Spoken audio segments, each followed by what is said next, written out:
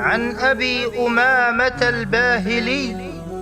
رضي الله عنه قال: سمعت رسول الله صلى الله عليه وسلم يخطب في حجة الوداع فقال: اتقوا الله وصلوا خمسكم وصوموا شهركم وأدوا زكاة أموالكم وأطيعوا أمراءكم تدخلوا جنة ربكم